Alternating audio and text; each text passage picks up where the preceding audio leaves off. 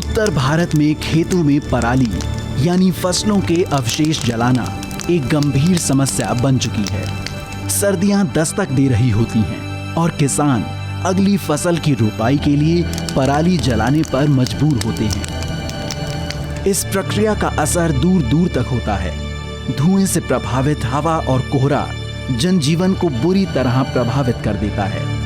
सेहत पर गंभीर असर डालने वाले इस स्मॉग को जड़ से उखाड़ने के प्रयास लगातार होते रहे हैं, लेकिन कोई भी प्रयास पूरी तरह कारगर नहीं कहा जा सकता।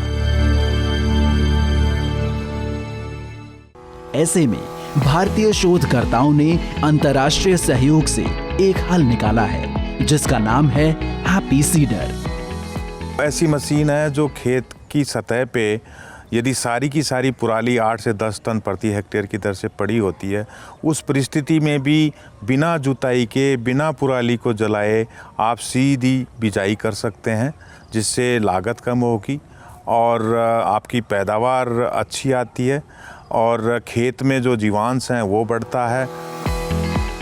हैप्पी सीडर जैसा नाम से ही स्पष्ट है कि इसे तंदुरुस्ती और खुशहाली के लिए तैयार किया गया है। इस तकनीक में फसल के अवशेषों को जलाने की जरूरत नहीं। ट्रैक्टर द्वारा इस्तेमाल किए जाने वाला ये उपकरण खेत में पड़े धान के अवशेषों को काटकर अलग करता है और साथ साथ गेहूं की बुआई भी करता जाता है और फिर अवशेषों को खेत में ही बिछा देता है।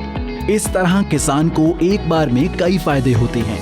पराली हटानी नहीं पड़ती, बुआई हो जाती है और कटी हुई पराली खेत में नमी बचाए रखने के साथ साथ जैविक खाद की तरह काम आ जाती है। शोधकर्ताओं का अनुमान है कि हैप्पी सीडर के इस्तेमाल से किसानों के मुनाफे में 10% की बढ़ोतरी होगी, वायु प्रदूषण कम होगा और भारत में ग्रीन हाउस गैसों के उत्सर्जन में 18% कमी आएगी।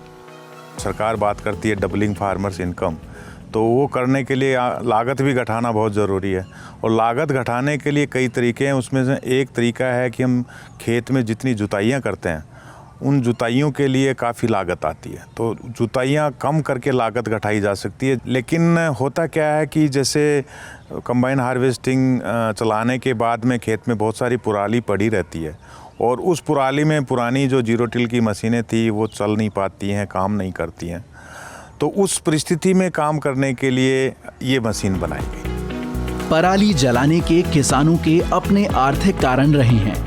जब उनको उन्हीं अवशेषों से फायदा पहुंचेगा तो वो इस उपकरण को जरूर अपनाना चाहेंगे। फिलहाल जरूरत है कि निजी और सरकारी क्षेत्र हैप्पी सीडर को ज्यादा से ज्यादा किसानों तक पहुंचाने में सहयोग करें।